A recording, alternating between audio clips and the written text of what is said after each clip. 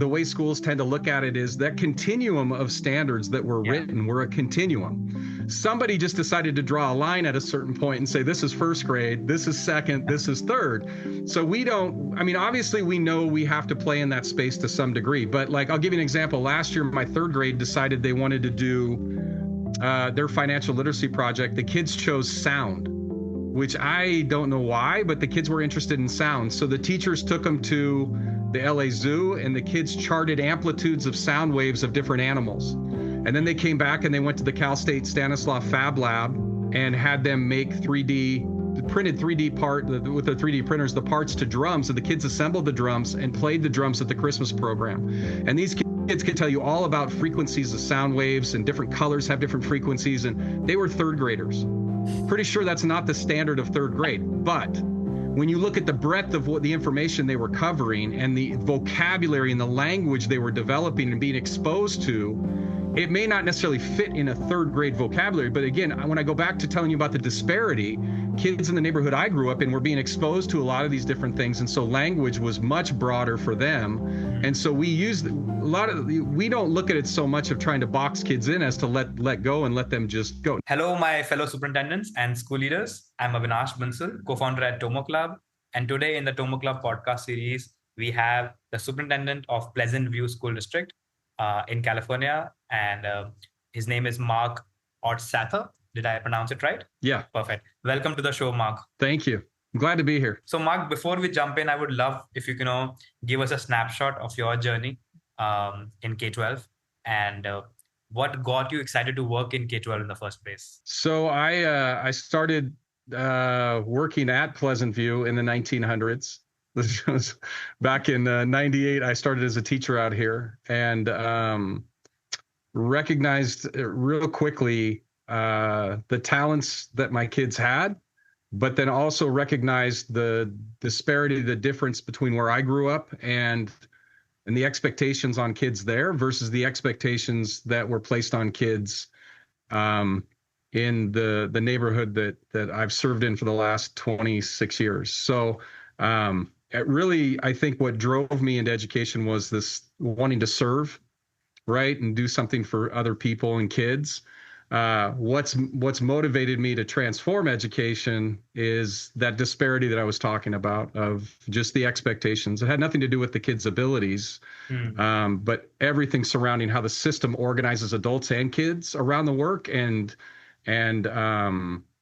the challenge of how do we transform a system that's antiquated and no longer going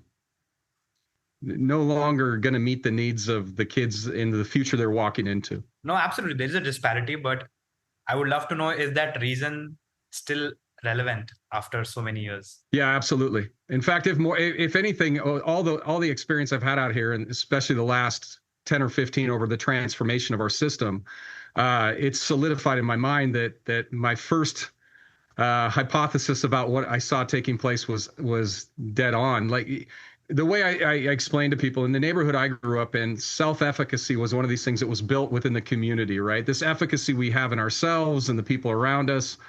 My friends and I were all just expected to be CEOs of major companies someday or professionals. Had nothing to do with our academic ability. Like that was not necessarily the thing that our community, parents, and everything focused on. Like, you had to go to school, but school is not the reason you're going to be successful. Mm-hmm. And then coming down here where we tend to overlook the belief in our own abilities and belief in each other, that self-efficacy, that I still think is the biggest disparity between those two zip codes, right? Interesting. So, and it's not as easy to build the efficacy and belief systems in people, because when we talk about building efficacy, we're not talking about just the students. We're talking about our teachers believing in their own abilities to do a good job as well. And, we're in a time where 46% of teachers entering the profession will leave within 5 years. Exactly. So they're not connecting something, that purpose-driven work and service-oriented work is not, they don't feel connected to that. Right. So, and again, so we set out to transform the practice completely so people would feel connected to the work, thereby then also building the self and collective efficacy of all learners. So correct me if I'm wrong, if I understood it right. You said the disparity between what the parent had an expectation from the child versus what the school was training them for. Is that the disparity you are talking about? Well, I think the expectation, like I think the neighborhood I grew up in, the expectation wasn't that school's going to make you successful. Okay. Versus I think the neighborhood I grew up in, people think you have to go to school to be successful. And I think in the neighborhood I grew up in, school's the afterthought in the sense that like it's the floor.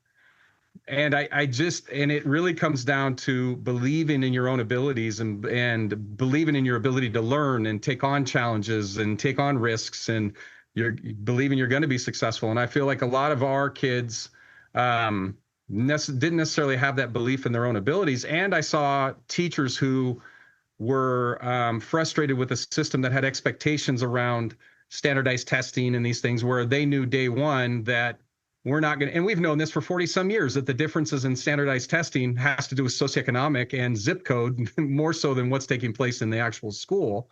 But you see teachers that feel defeated before they even start. And I just felt like the system is not organized the right way. We're focusing on the wrong things. So yeah, we chose to focus on helping build those belief systems. That's super interesting. What are those belief systems? I had a question in mind, but your answer has got me intrigued so much. Let's forget the flow. I wanna know what do you. Well, I think part of it too is like I always just share with people that I had so many experiences in my life outside of school based on the zip code I grew up in. So the breadth of learning that was taking place in and out of school together was so great. And then we put kids, and I will argue this, that like curriculum is a constraint for kids in poverty because we constrain it to just this little box set of information versus the kids that I grew up with had this breadth of experiences that opened the whole world to them. So we need to be opening the world to our kids, giving them the chance to be self-directed and take on their own learning and build that efficacy and belief system. But then also exposing them to the world around them. And that's where the life readiness stuff starts to come in. Interesting. So I think following up with your point, so since you're advocating so much about the whole child education and the life readiness, how do you balance the external pressure from the state and the federal mandates as a superintendent? Because standardized test outcomes is the funding formula for your school, right? So how do you balance that and still help build kids around more well-rounded human beings? So I think I agree with what you said. I think there's some myths in there too, that like usually if schools aren't scoring well on standardized tests, they get more money. They don't get less. And they might have to jump through some extra hoops and write some plans. But at the end of the day, the state really doesn't know how to solve these issues either, because if you look at 40 some years of standardized testing, we have not moved the needle very much at all. And so the challenge is that, and I always share with people, like if the challenge is to run one lap around the track, and that represents our K-12 learning experience. And by the time we finish the finish line, we're all in the same place. But then you also have to take into account, where do we start? And because I grew up in a zip code, I grew up in Medina, Washington. So the home of Bill Gates. Bill Gates' house was a couple blocks down. Like I grew up in a very wealthy area. So I got to start at the 350 meter mark versus the kids that are starting at the starting line. We're not going to make it to the finish line at the same time. Right. But if I can expand that into a marathon and teach my kids how to learn, like learning and education, sometimes I don't think those two things are aligned. Like if I can teach them the process of learning and how to learn and how to take on new learning and challenges and those things, that's something they can apply in their life, and they'll be learners for the rest of their life. We say lifelong learners, but then we still follow this traditional system that really hasn't changed since the 1800s. Right. So I think a way of looking at it too is that traditionally we look at teaching skills versus you tell me what you're interested in. Let me tie the skills into your interests and the questions you have, which the reality is the interest and engagement the kids have because it's their questions, their ideas. And not that they don't know, but we're assessing, and we will formatively assess their writing or their reading and those things. But we focus on the interests first, and then we tie the skills into it. So it's a 180 from the traditional education system and how they approach it, which is let's teach the skill in isolation, and the kids have no real world context as to how to apply the skill. Interesting. Now, I understand your point, and it's very well established, as you said. So what are you doing differently in this? How are you inculcating as a part of the school system and also as a part of teachers training for that kind of attitude? So so all of our classrooms are open classrooms, TK through 8. So like my 8th grade is 2 teachers, there's no walls, there's 60 kids, two instructional aides. All the kids are in one big space. Okay. And that's every grade level, TK through 8. And our kids decide, and we do focus on reading, writing, and math, and we have groups where we'll group kids based on where they are on that continuum of development of those skills. But then the kids have the opportunity to decide what they're interested in learning about, and they can co-design those projects with teachers, and then we just tie the skills into it, and our kids are set loose, and they get to kind of pursue those things that they're interested in. So and for building teacher capacity, my teachers are learning and growing while doing the work together all day long. So instead of a one-day PD or something, they get to, while they're in the same classroom working together, they're growing their practice all day long. No, this sounds very, very exciting, very promising, but walk me through it. Honestly, I think even for our audience right now, they would need to know more practical application of this. For example, if you have a certain set of topics to cover for grade 8, how are you planning that if you're not following a structure? Okay. Yeah, I'll give you an example. So last year, my 5th graders, I'll give you 2 examples of my 5th grade. So one of the things they were working on in science was chemical reactions. So the kids sat with the teachers, they grouped up, and in groups, they decided on what project they wanted to use to show chemical reactions. So I had kids sitting and co-designing using AI, a tool that we use in a partnership we have, where they would co-design their project. The skills that they had to display and show were chemical reactions. So we had kids creating elephant toothpaste projects. We had other kids that we were creating volcanoes. In the social studies section, they were looking at the Mexican-American War. And so we had some kids that grouped up and they chose to write letters to themselves like they were fighting within the battle. We had other kids that were doing other things. So they have the ability to craft their own projects, even though we're covering the same content. I think sometimes we get too focused on content. Yeah. And then I had kids in 8th grade that I had one kid decided he wanted to show us the states of matter by giving us a lecture. He videotaped it and everything, explaining the states of matter of a popcorn kernel and how it changes states of matter and why certain popcorn kernels don't pop.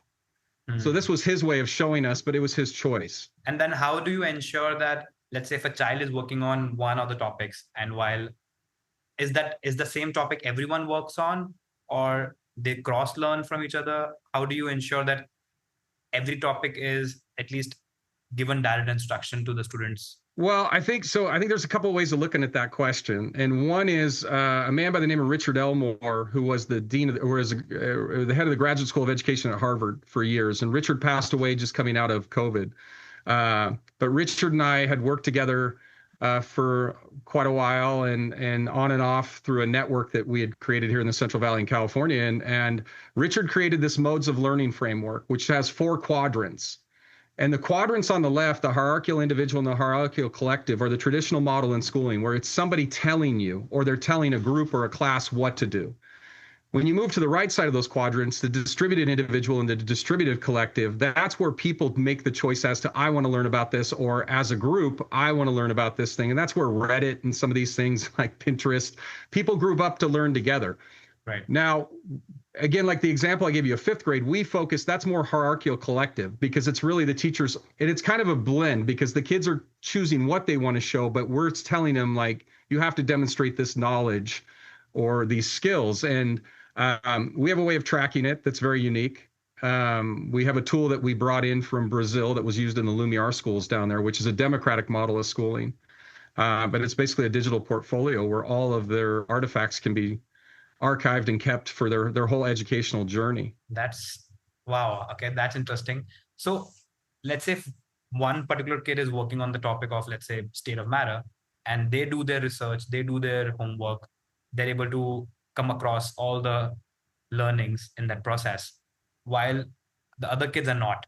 And this kid, when they're presenting in the classroom, it may intrigue some other kid to work on that topic. So is it gonna be Sure? So what I'm listening right now is that if it's a 60 student in grade 5th, it's like 60 timelines going on in parallel, and everyone is at their own pace, like in an individualized learning plan in a way.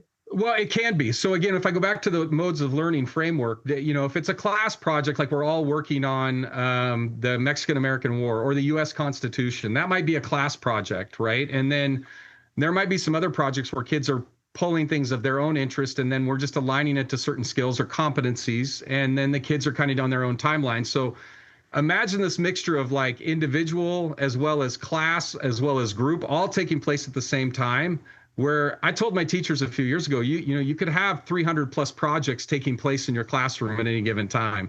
And of course that sounds overwhelming, but this is one of those things where you almost have to see it to understand. And with the ability with this digital tool, the Mosaico, the tool we use, my kids that are in 4-H or they're in programs after school, we can align the learning to those and give them credit for the learning taking place beyond the school day. I honestly, I want to put my kid in such a system, honestly, from 10 minutes of discussion itself. But another thing that I have seen, because I have been teacher myself a lot, and I've been doing a lot of professional development for teachers as well and students as well. One thing happens is that, why do I need grade 3, 4, 5, 6, 7? Why is there a grading system in the first place, right? I read about this research paper a lot, that mixed age grades versus a grading system. And in a way, what used to happen is when you leave kids on a project-based learning, they might touch upon a topics of thermodynamics, which is supposed to be in a grade 8 or grade 9, but now the student is stuck on that particular piece because it was not in the so-called curriculum. So how do you deal with those kind of situations when the topic that student is onto may not be at his grade level, or do you keep the curriculum and content fluidic? So yeah, that's a great question, because I think the way schools tend to look at it is that continuum of standards that were written were a continuum. Somebody just decided to draw a line at a certain point and say, this is first grade, this is second, this is third. So obviously we know we have to play in that space to some degree, but like, I'll give you an example. Last year, my third grade decided they wanted to do their financial literacy project. The kids chose sound, which I don't know why, but the kids were interested in sound. So the teachers took them to the LA Zoo, and the kids charted amplitudes of sound waves of different animals. And then they came back and they went to the Cal State Stanislaus Fab Lab and had them make printed 3D part with their 3D printers, the parts to drums, and the kids assembled the drums and played the drums at the Christmas program. And these kids can tell you all about frequencies of sound waves, and different colors have different frequencies, and they were third graders. Pretty sure that's not the standard of third grade, but when you look at the breadth of what the information they were covering and the vocabulary and the language they were developing and being exposed to, it may not necessarily fit in a third grade vocabulary. But again, when I go back to telling you about the disparity, kids in the neighborhood I grew up in were being exposed to a lot of these different things. And so language was much broader for them. And so we don't look at it so much of trying to box kids in as to let go and let them just go. Now, I will say that when we do our targeted reading and targeted math instruction in the mornings, where we do cross age groups, we don't look at grade levels as much as where are you on the skill continuum that we can give you some intervention and support. And so kids actually deploy out to groups between the two campuses we have in all these different groups to get that help within the skills they're working on. No, I'm with you, honestly, till here. But the biggest unclarity that's like striking my mind right now is the teacher training part here. Because like, let's say if I am an expert, I have done engineering, I know if I want to let the child be loose and do anything and everything, I may help them. Plus, of course, I am much familiar in using now AI tools. So and I hope are you following this model recently, or are you following this for last, like how many times? For how long have you been following this system? So the transformation has taken place over a decade. Okay. So it's taken us a decade. And what I will tell you is if you step on our campus today, the school will look very different in April. It constantly is in change.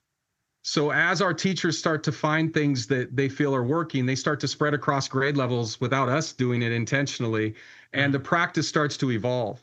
So I think where a lot of school systems tend to struggle with the professional development part and the adult learning It's because I think kind of the theory behind how they think adults learn is different than how they think kids learn.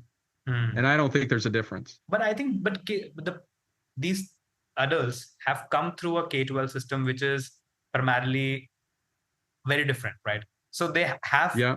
like kind of set in their ways. They are hardened through and get stubborn. So it's difficult to unlearn sometimes, right? So how has been your teacher training really been going on that front? No, that's a great point. And I hear it a lot from other superintendents. We had a day in the spring, Elizabeth City, who ran the doctoral program at Harvard for a decade, was here releasing one of her new books. And we invited people from all over to come see. And that question comes up a lot. What I will say is that you're familiar with what fractals are? Yeah. Fractals. Okay. So imagine a fractal, which is just a similar pattern at different scale, right? Snowflakes, mountains. In education, the traditional fractal is command and control. So the state tells the district what to do. Superintendents tell district office. Districts tell principal. Principal tells teacher. Teacher tells kids. Right. Right. So the Pleasant View fractal looks more like a Jackson Pollock drip painting. Like it's a little bit of chaos, but there's some boundaries and there is a pattern to it. Yeah. But I think understanding that, like, releasing control, setting up experiences for people to push on their current understanding of things, but then give them enough questions to play in that space. And I don't think we give adults enough time. A lot of the times, again, the professional development is more command and control. You sit here, I'm going to give you information, versus, hey, let's take a look at this question. Let's have a conversation about the question. And I think creating those calibration experiences where people will have to recalibrate their understanding of things is how we've been able to shift the adult learning side of it. How are you hiring such folks in the first place? How are you attracting talent?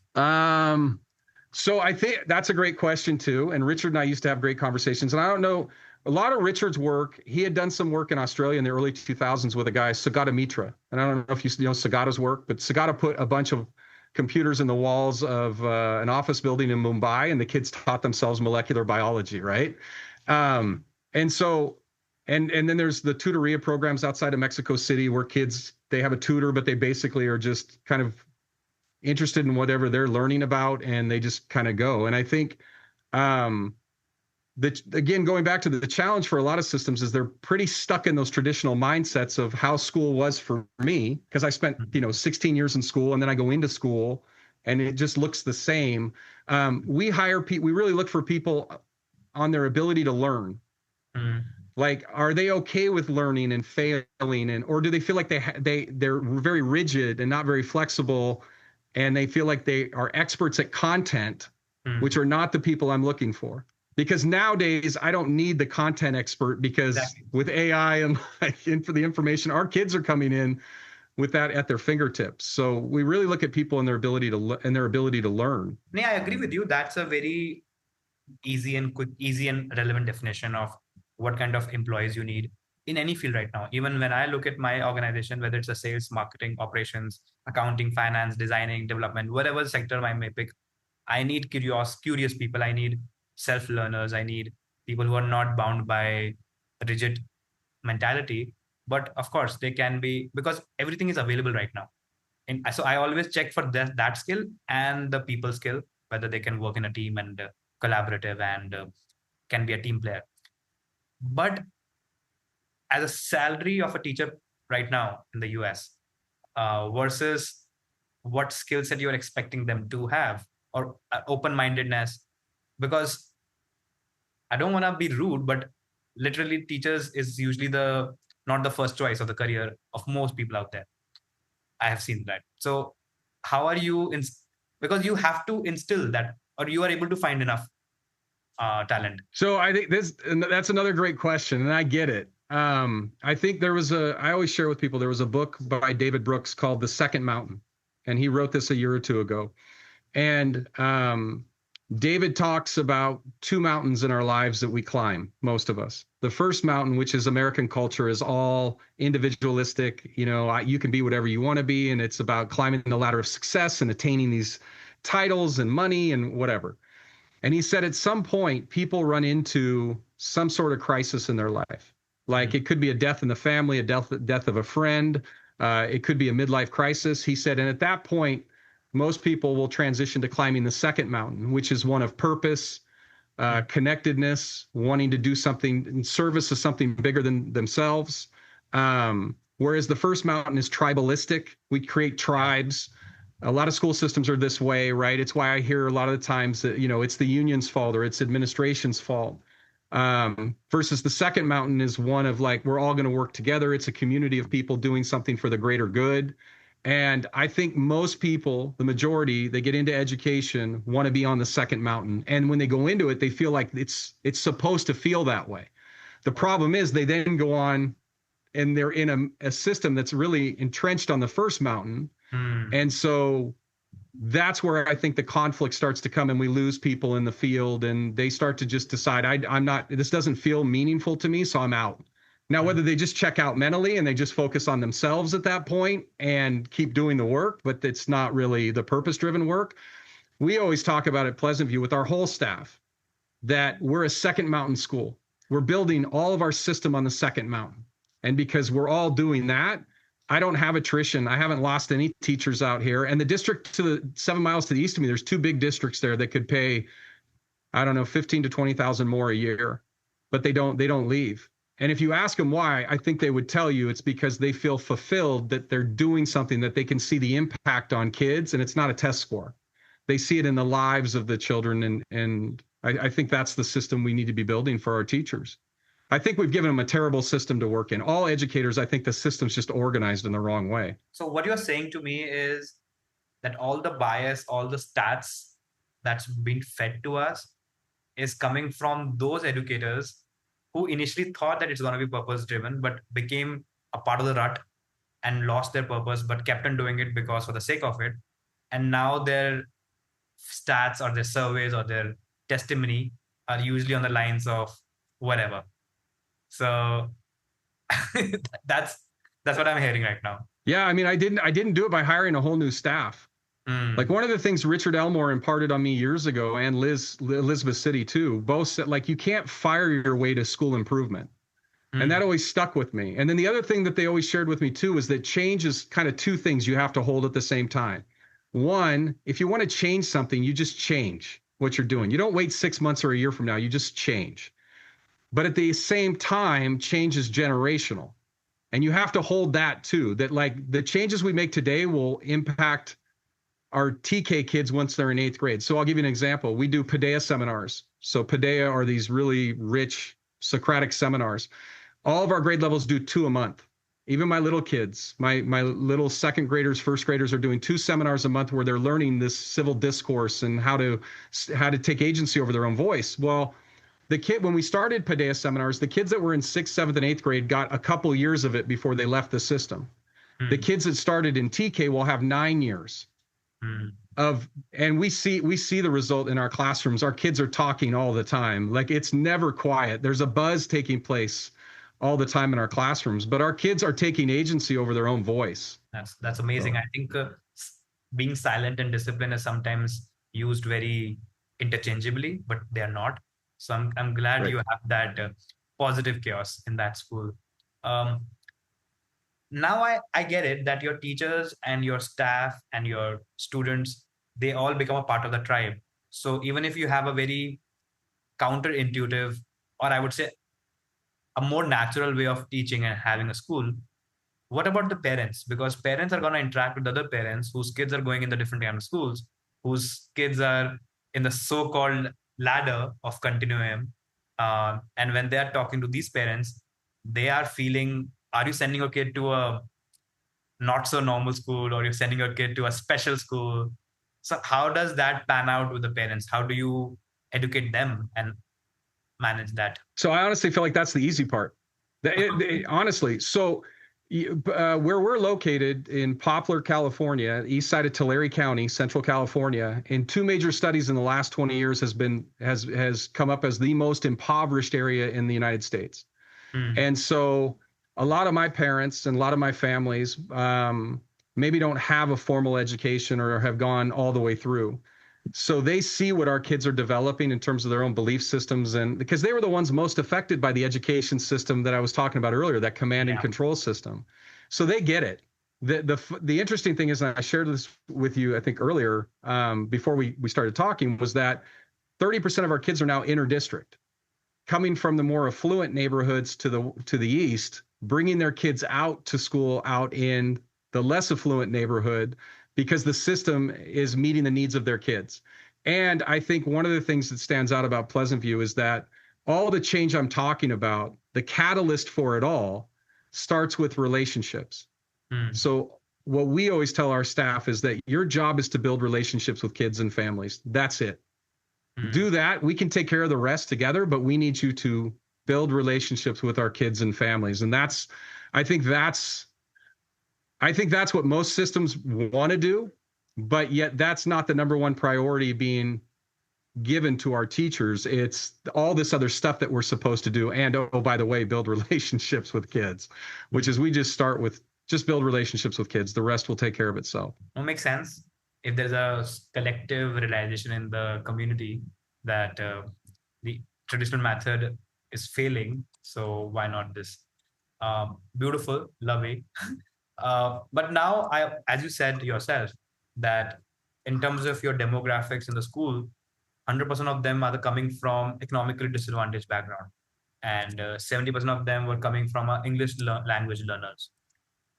And when you did a survey, which I was reading about, it said that parents have much more health and safety as a priority than academics. So in this kind of expectations, how do you innovate? How do you explain that to the parents, that the real world opportunities, and how do you build that? It feels two contradicting situations to me. No, I understand your question. I think for my parents, when we worked with them in those focus groups, they told us that academics was fourth, and I completely understand. They care about their children's health and well-being. Yeah. My wife and I have 3 boys, and I honestly I didn't look at the education system as that's the piece that's going to make them successful in life. Like, we really focused on the belief systems of the kids, our own children, and said, like, you're going to have to navigate the world that's in front of you, and waiting for people to tell you what to do is not how you become successful. And so I think for like our system, we're trying to build all these life skills in our kids that will allow them to be successful in life. And for our parents, that's probably what resonates the most, is they want their kids to be successful in life, not just school, right?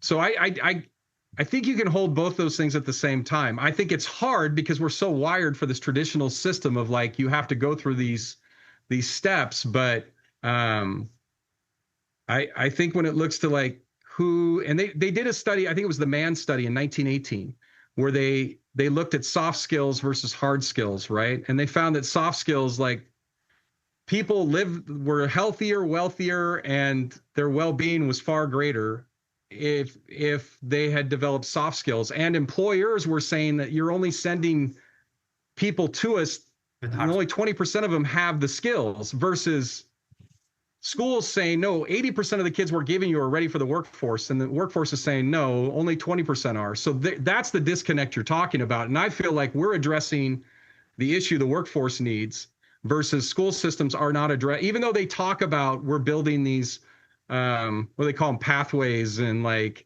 they're really, if you look at the core of how instruction's taking place in the classroom, it's still a teacher in front of a group of kids giving information. Right. So we haven't changed that pattern yet.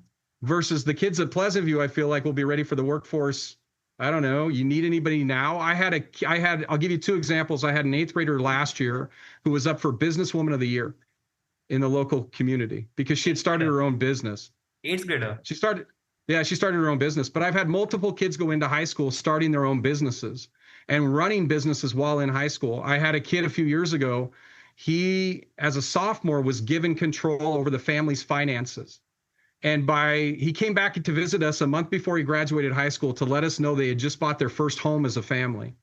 And then he came back 3 months later because they had bought their first rental income. And I asked him, like, are you planning on going to college? And he goes, no, I might take a real estate class or two, which makes sense because he already is in. So again, like, what are we talking about here? Like these kids are deciding what they want to do, and they're already starting to build their own the systems around themselves to be successful. No, So, what all I can hear right now is that the community that you are, either it's have had this collective understanding of an education should be, because otherwise, if you look at a general public across the US, it's a common norm that education is the way to get out of the poverty. So what I'm hearing from you right now in this podcast is the community right now around you believes that's not 100% true.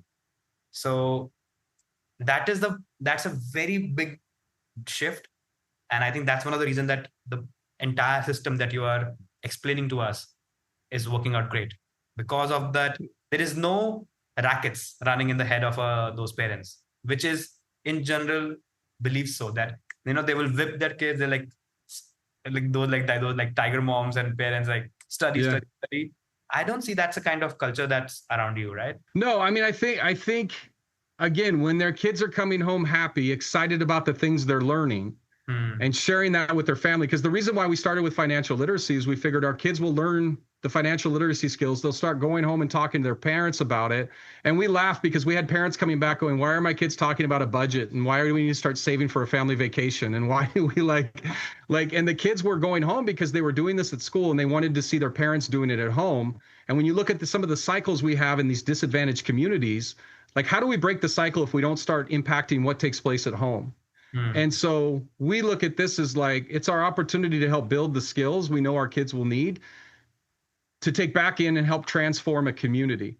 And I think, to your point, we're so wired that and I'm not saying an education's not important. Like, I still think you're better off having an education, but then we have a lot of degrees in our systems that are like, they're not really transferable to the workplace. And I've seen so many people I know that got a degree in a certain area, but then when they went into the workforce, they were in an area that they never went to college for, right? Like, it was completely outside of that. Yeah. And nowadays, especially, there's so many different job opportunities and abilities to create businesses with AI and what's coming, that we need kids who have an entrepreneurial mind. But we need to build those skills in our kids. And the traditional model, you're not much of an entrepreneur if you're waiting for somebody to tell you what to do all the time. Right. That doesn't bode to creativity. See, what you're saying, it's so right timing that, let's say, since you're saying that this system that you're running has been existing for 10 years, and ChatGPT came in November 2022, so it's not even 3 years. So at the current time, wherever you're saying, people can think of solutions, people can think of capacity, people can think of actually implementing it with decent amount of efforts. But pulling this off before AI and still running it, that gets my massive respect, to be honest. Because I don't know how, I'm pretty sure how, explain that to us. What was the school system before and after AI? Well, let me give you, I got to grab something real quick. I'll show you an example of what we did with kids. And this was about 6 years ago. Hold on, let me grab it. Go ahead.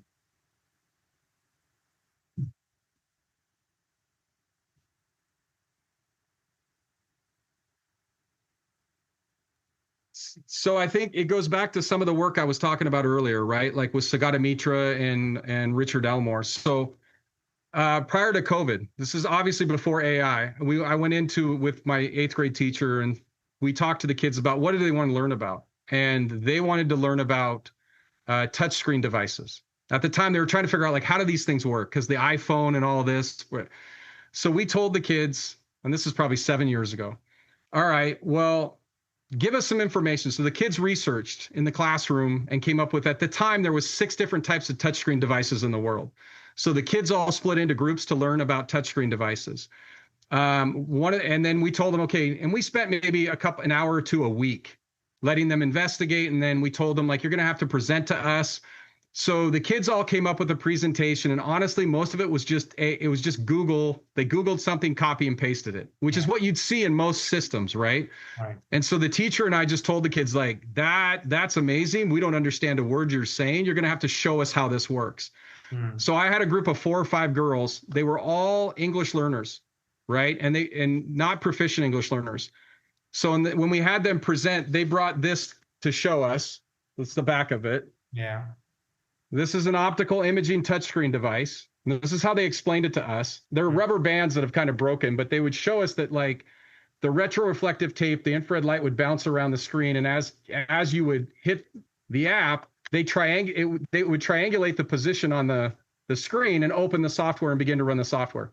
So this is a bunch of non-English speaking kids that are, and one of them ended up being, she later went on to become valedictorian of the high school and go to Sacramento State, but they're explaining to us in detail using all this language about how these things work.